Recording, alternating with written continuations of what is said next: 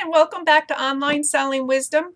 This is video number 3 for those of you that want wisdom from an eBayer that's been doing it since 2006.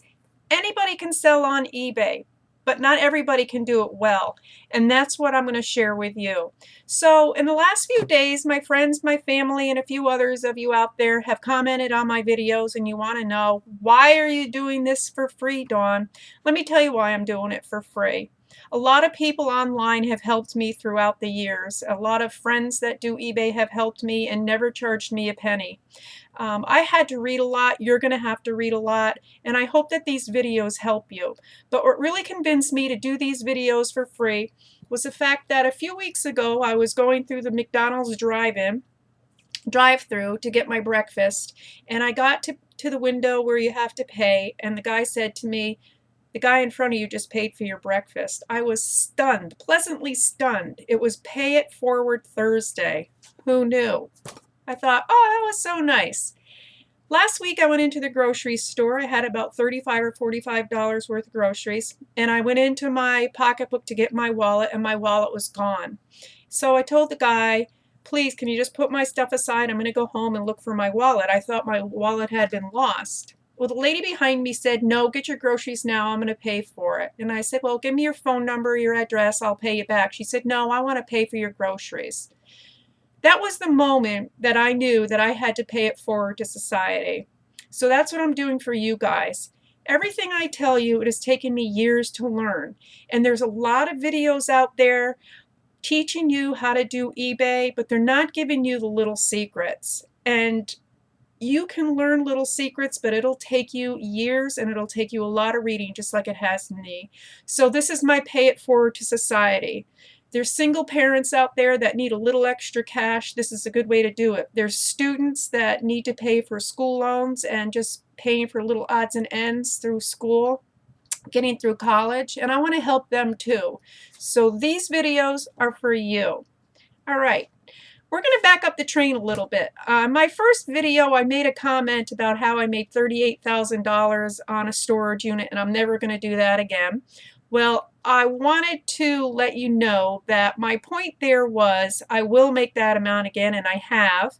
The $38,000, my point was to let you know that I will probably never make that much again on one single storage unit. That was pretty amazing, especially for my first year. So I wanted to clear that up. The other thing that I wanted to remind you of is that you need a printer. I don't think I mentioned that. You will need a printer because you're going to be printing your you're going to be printing your labels. Sorry about that. Had a little brain stuck. Going to be printing your labels like I have here right at home. It's going to save you a lot of time and a lot of energy. There's no point in running to the post office every day, although I do sometimes just because I like to get out of the house. But you can call or you can go right online when you're printing your postage stamps, and your mailman will pick them up right at your door. So you don't have to be running around if you don't have a car or if your post office is not readily available for you. All right, so moving ahead. Today I have a few things. I'm going to move a little bit quickly here because I know all of you, ooh, my chair got stuck. You're probably getting a little bit anxious to get going, but I really want you to pay attention to the details that I'm giving you. Like I said, you are not going to pick these things up in your first year, your first 5 years. It's going to take time. So I'm really going to get things going here, and I want you to be taking notes for me. So today we're going to talk about where to find items, how to price your items, how to store your items, and how to prepare your items for pictures. So I told you in the last video that taking pictures is one of the main things that you want to have great detail with. You know, doing this since 2006 in the beginning, when I look back at my pictures, I was like, oh, criminy, why did anybody even buy my items? You know, the pictures are pretty bad. But with a little help from my eBay friends and friends on Facebook, I've really come a long way, and I want you to do that too. Right up front, I want your pictures to be fantastic.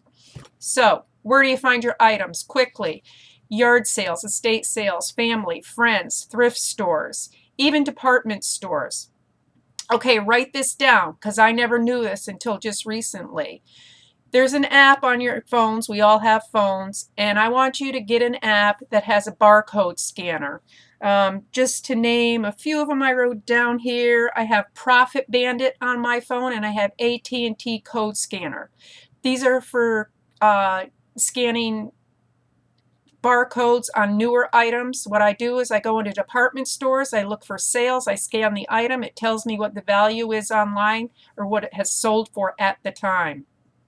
You can see something that has sold online 6 months ago for $100. That doesn't mean you're going to sell it for $100 today or even next week. You may sell it for a lot less, you may sell it for a lot more. An item is only worth what a customer is going to pay for it. And don't let anybody else tell you any differently. All right, so you can get items wherever you want. I just want you guys to be real careful about pricing. So let's touch on that a little bit. Another thing that is very, very important, and I believe everybody does it, but again, it took me a long time to learn, how am I going to price my item? My rule of thumb is ×3, a minimum of ×3. What you paid for the item multiplied ×3. That is going to be your base cost. That is the least that you will take for your item. So if you list it for sale, you're going to have two options. You can list your items on eBay, auction, or buy it now. Your buy it now price will be a minimum of the ×3 code that I use. As far as auctions are concerned, if you've looked and you've seen that that is a hot item, and you will know when an item is hot, what you're first going to do when you get an item is look it up on eBay and see what it has sold for. Far left-hand column, you can scroll down and you can push sold. It'll only bring up sold items. See how many bids an item has gotten before it is sold. See what it sold for. See how long ago it sold for. And use those numbers and what current prices, selling prices are to figure out how much you're going to charge. Auctions, if you know something is popular, start it low, because what that does is it gets people motivated to bid. They will get into a bidding frenzy the last few minutes. Don't panic if you put up item that you know is worth a few $100s on there for 99 cents, because people will get into a bidding frenzy the last few minutes, and that is the most fun to have when you have auctions. Just be prepared. If it doesn't sell for a few $100s that the last guy got for it, you may want to start it in the beginning. If you're not that confident, you may want to start your item for at least what you paid for it. At least you'll break even. Add a few bucks to it, to cover some expenses. All right, so that's how you're going to price your items. The next thing I want to talk about is preparing your items. As you can see in the background, old Salty Sam with his fishing shirt on here is in the way, but I have bins, and what I do is I organize all my items into bins because I'm in a small area. I really need to keep organized. So I have men's shirts, men's sweaters. The shirts, as you can see, I try to keep hanging. I have a whole nother closet full on the other side of the room. But I have Christmas items, Halloween items, in separate bins. So when you go to find something, it's not laying on the floor, it's not in the, gotten spots on it or stains or odors from your home or your pets on it. It's very important that you want your items to be looking, smelling as clean and new as possible. I cannot express that enough. No eBayer wants to buy an item, even if it's used, even if it's antique, and have someone else's dust on it or pet odor. That is the worst. When you're buying clothes at a Goodwill or a thrift or, even at a yard sale, smell it. I smell everything. I'm not going to sell anything or buy anything that has a bad odor to it. That is a no-no. So clean things up. How are you going to clean things up? I want you to write this down. Here's some other tips and tricks that I've had to learn over the years. Oxy Spot Remover takes just about anything out of clothing. Toothpaste and a little toothbrush will take off a lot of spots for you. If you have a sweater that has pilling, excuse me, sorry about that. If you have a sweater that has a lot of pilling and you want to make it look better, take a woman's razor blade and gently go down it and get rid of the pilling. These are tips that you will never learn unless you read and talk to other eBayers. So I want you to write it down and I want you to remember it. Rust remover has some of that on hand. If you have something that has rust on it, whatever you do, if you want to remove stickers, use a little warm water. Do not use nail polish. Nail polish will take off color. It'll take off dyes. It's a bad mistake that I made, so I want to pass that on to you. No nail polish remover. So you've got things cleaned up. I told you to remember you had to have a printer to do this. Now let's talk a little bit about writing titles.